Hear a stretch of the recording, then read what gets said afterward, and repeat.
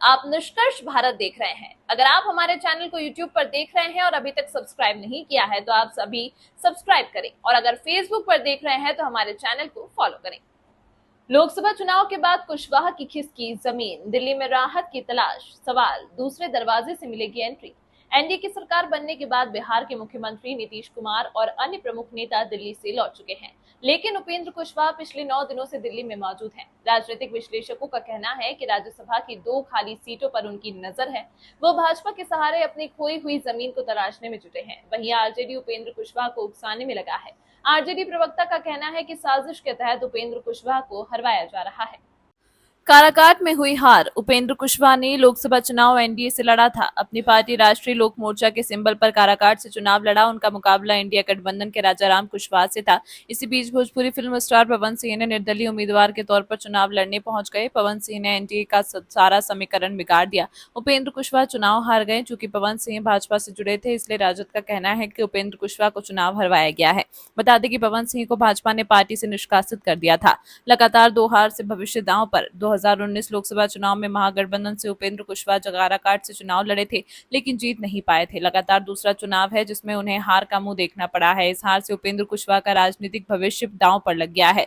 राजनीतिक विश्लेषक प्रिय रंजन भारती का कहना है कि उपेंद्र कुशवाहा अपना राजनीतिक भविष्य बचाने के लिए दिल्ली में डेरा डाले हुए हैं। उन्हें लगता है कि बीजेपी राज्यसभा भेज देगी। प्रिय रंजन भारती को एक आशंका भी है। उनका कहना है कि उपेंद्र कुशवाहा कभी विश्वास पात्र नहीं रहे हैं, इसलिए भरोसा बनाना चाहते हैं और कुशवाहा कार्ड खेल रहे हैं। महागठबंधन के नेताओं की तरफ से लगातार कहा जाता रहा है कि उपेंद्र कुशवाहा के खिलाफ भाजपा ने साजिश कर दी है। चुनाव हारने के बाद भी राजद के प्रवक्ता एजाज अहमद का कहना है कि उपेंद्र कुशवाहा को साजिश के तहत हरा दिया गया, क्योंकि उन्हीं के समाज से आने वाले एनडीए के नेता नहीं चाहते थे कि उपेंद्र कुशवाहा सदन में जाएं और उनका कद बढ़े। एजाज अहमद ने कुशवाहा को सलाह भी की, वो दिल्ली में मंथन करने की जगह जमीन पर आकर मंथन करना चाहिए। दरअसल उनका इशारा था कि उपेंद्र कुशवाहा का एनडीए से मोह भंग हो जाना चाहिए। चुनाव में हार जीत लगी रहती है। इंदिरा गांधी भी चुनाव हारी थी और इस बार नरेंद्र मोदी भी बहुत अधिक मार्जिन से जीत नहीं पाए हैं, इसलिए चुनाव में यह सब लगा रहता है। लेकिन एनडीए एकजुट है और मजबूत है।